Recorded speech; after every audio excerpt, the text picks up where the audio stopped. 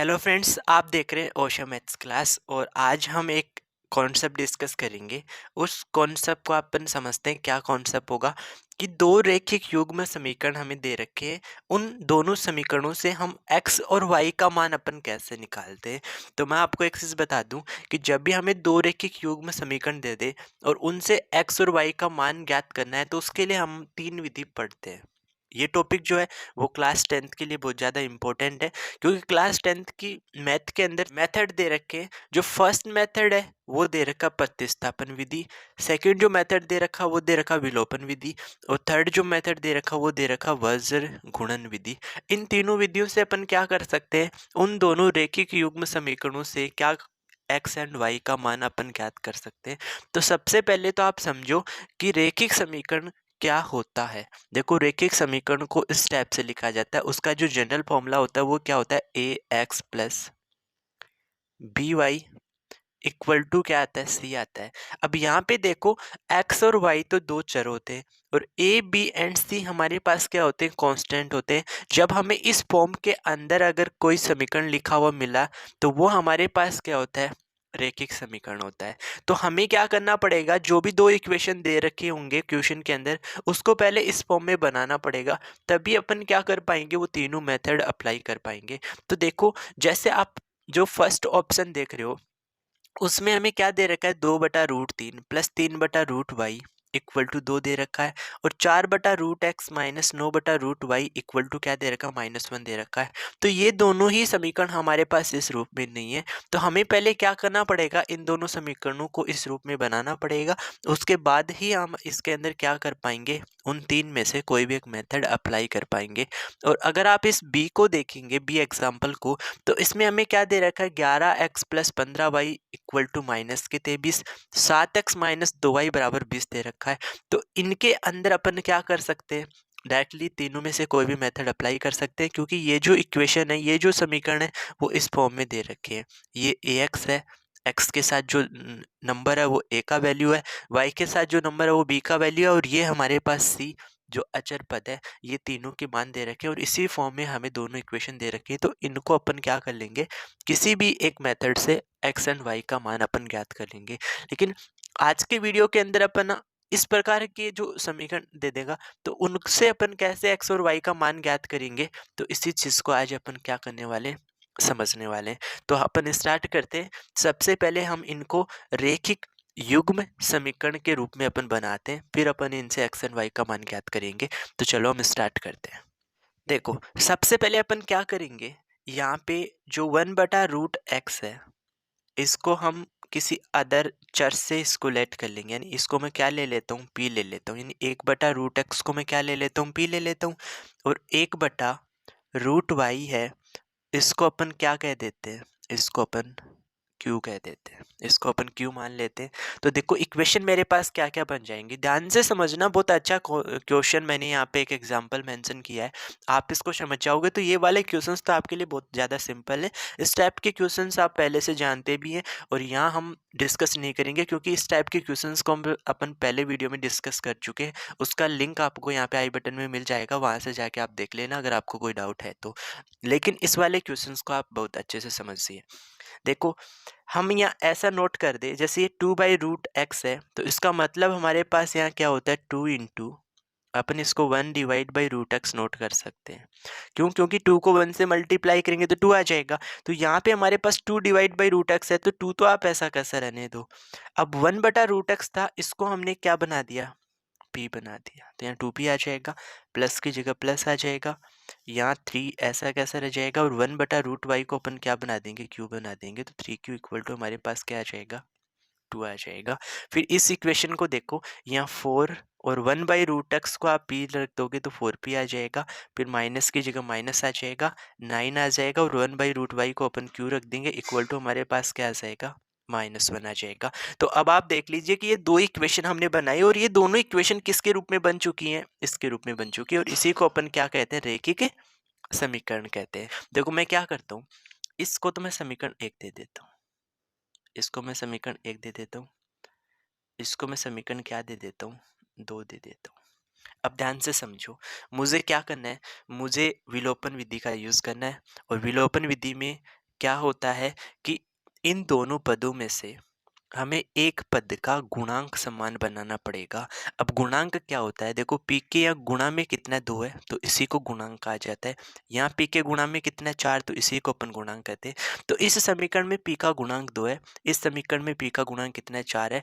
तो अपन को दोनों समीकरण में पी का गुणांक क्या करना पड़ेगा, समान बनाना पड़ेगा। तो देखो हम 4 को 2 नहीं बना सकते, लेकिन इस 2 को हम क्या बना सकते हैं, 4 बना सकते हैं। कैसे बना सकते हैं, जब हम इस पूरी समीकरण को किससे गुना कर दे, 2 से गुना कर दे। जब हम इस पूरी समीकरण को 2 से गुना करेंगे तो क्या चेंज आ जाएगा, देखो 2 को 2 से गुना करोगे 4p आ जाएगा, फिर प्लस में 3q को आप किससे गुना करेंगे, 2 से, तो 3 दूनी 6q आ जाएगा, बराबर 2 दूनी कितना आ जाएगा, 4 आ जाएगा। फिर यहाँ पे सेम नोट कर दो, 4p minus 9q equal to क्या आ जाएगा, -1 आ जाएगा। अब हमारे पास दो नई समीकरण बन चुकी हैं, इनको अपन क्या कर देते हैं, घटा देते हैं। घटाने पे क्या होगा, जो नीचे वाला जो समीकरण है उसके प्रत्येक पद का चिन्ह चेंज हो जाएगा। ये देखो प्लस का है तो ये किसका बन जाएगा, माइनस का। ये माइनस है तो ये किसका बन जाएगा, प्लस का। और ये माइनस है तो ये किसका बन जाएगा, प्लस का बन जाएगा। अब देखो ये प्लस के 4p में से माइनस के 4p माइनस करेंगे तो यहाँ पे तो आपके पास क्या बचेगा, 0।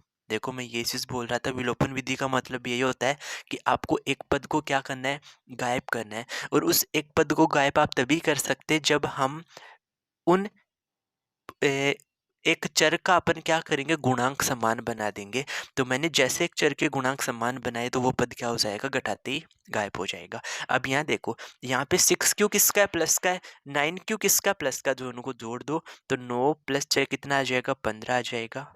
और इसके साथ q अपन ऐसा कैसा नोट कर देंगे, इक्वल टू 4 में अपन कितना जोड़ देंगे, +5, सॉरी 4 में 1 जोड़ देंगे तो कितना आ जाएगा, 5 आ जाएगा।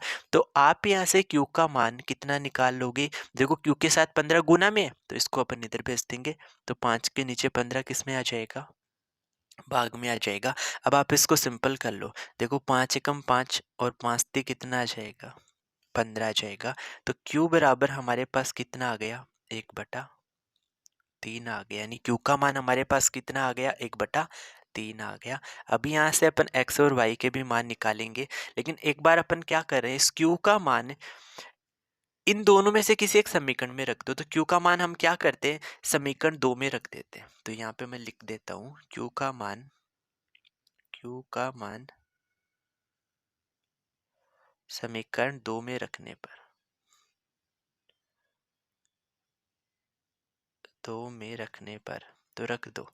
समीकरण 2 हमारे पास क्या है, 4p -9 और q की जगह अपन कितना रख देते हैं, 1/3 रख देते हैं, इक्वल टू कितना है, -1 है। मैंने ऐसा कैसा नोट कर दिया। अब देखो 3 से हम इस 9 को कितनी बार काट देंगे, 3 बार काट देंगे। तो यहाँ पे 4p, अब इधर हमारे पास क्या बचा, -3 बचा, इसको इधर लेके जाएंगे तो +3 बन जाएगा। तो इक्वल टू में या -1 ऑलरेडी था, इस -3 को इधर लेके गए तो किसका, +3 आ गया। यहाँ पे हमारे पास 4p इक्वल टू 3 में से एक माइनस करेंगे तो यहाँ पे कितना बचेगा, 2 बचेगा। और p बराबर 2 अपने पास यहाँ पे है, और 4 यहाँ गुना में था, इधर ले जाएंगे तो कहाँ आ जाएगा, भाग में आ जाएगा। 2 एकम 2 और 2 दूनी 4, p का मान हमारे पास कितना आ जाएगा, 1/2 आ जाएगा। तो हमने P और Q का मान निकाल लिया। हमने क्या निकाला, P एंड Q का मान निकाल लिया। और आपने ऊपर P और Q को क्या पुट किया था, देखो जो P था वो तो हमारे पास क्या था, 1/√x था, इक्वल टू कितना आया, 1/2 आ गया। क्योंकि हमने जब जो हमें समीकरण दे रखी थी उसमें 1/√x को क्या लिखा था, P लिखा था। तो आपको यहाँ से अब किसका वैल्यू निकालना, x का वैल्यू निकालना है। तो आप इनको वज्र गुना कर दो। हम इस √x को तो किससे कर देंगे, 1 से, और इस 2 को किससे कर देंगे, इस 1 से कर देंगे। तो देखो क्या टर्म बन जाएगा, √x को 1 से किया तो √x आ जाएगा, इक्वल टू इस 2 को 1 से करेंगे तो क्या आ जाएगा, 2 आ जाएगा। अब अपन क्या करते हैं, इस स्क्वायर रूट को यानी इस वर्गमूल को इधर भेजेंगे तो वो इधर क्या बनाता है, स्क्वायर बनाता है। तो यहाँ पे तो x अकेला बच जाएगा, और स्क्वायर रूट को इधर भेजने पर इस 2 का क्या बना लेगा, स्क्वायर बना लेगा। तो यहाँ पे हमें x का मान कितना आ जाएगा, 2 का स्क्वायर 4। तो ये हमारे पास x का मान आ गया, कितना आ गया, 4 आ गया। अब यहाँ से देखो y का मान निकालते हैं, तो q हमारे पास कितना था, 1/√y अपन लिए थे, q को अपन कितना लिखे थे, 1/√y इक्वल टू कितना आ जाएगा, 1/3 आ जाएगा। यहाँ पे भी आप क्या करो, इस रूट वाई को इस 1 से गुना कर दो, इस 3 को किससे गुना कर दो, 1 से गुना कर दो। तो रूट वाई को 1 से गुना करते हैं, तो रूट वाई बराबर 3 को 1 से करेंगे तो क्या आ जाएगा, 3 आ जाएगा। और इस स्क्वायर रूट, इस वर्गमूल के साइन को भी अपन इधर भेजते हैं, तो वो किसका फॉर्म बनाएगा, वर्ग का। तो यहाँ तो y बचेगा इक्वल टू, यहाँ पे क्या आ जाएगा, 3 का स्क्वायर आ जाएगा। और y बराबर 3 का स्क्वायर हमारे पास क्या आ जाएगा, 9 आ जाएगा। तो देखो कितना मुश्किल क्वेश्चन था, मुश्किल इक्वेशन हमें बना के दे रखी थी, लेकिन फिर भी अपन ने क्या किया, उनको विलोपन विधि से हल किया और हमने किसका मान निकाल लिया, x और y का मान ज्ञात कर लिया। तो इस टाइप के जो क्वेश्चन है वो भी आपको समझना बहुत ज़रूरी है, क्योंकि एग्जाम में इस टाइप के क्वेश्चन भी पूछे जाते हैं। तो इस टाइप का अगर हमें समीकरण दे दे, तो उनसे अपन किसी भी मेथड, देखो आज जो हमने डिस्कस किया वो कौन सी विधि, विलोपन विधि से x एंड y का मान ज्ञात करके बताया। जो नेक्स्ट जो मेथड होगा, नेक्स्ट जो वीडियो होगा, उसके अंदर मैं आपको प्रतिस्थापन विधि, और जो नेक्स्ट वीडियो उसके अंदर मैं आपको वज्र गुणन विधि भी सिखा दूंगा। अगर आपको ये वीडियो अच्छा लगा, ये मेथड आपको समझ में आया, तो आप इसको वीडियो को लाइक करें, और चैनल पे अगर आप पहली बार विजिट कर रहे हैं तो आप चैनल को सब्सक्राइब करें। Okay, thank you for watching video.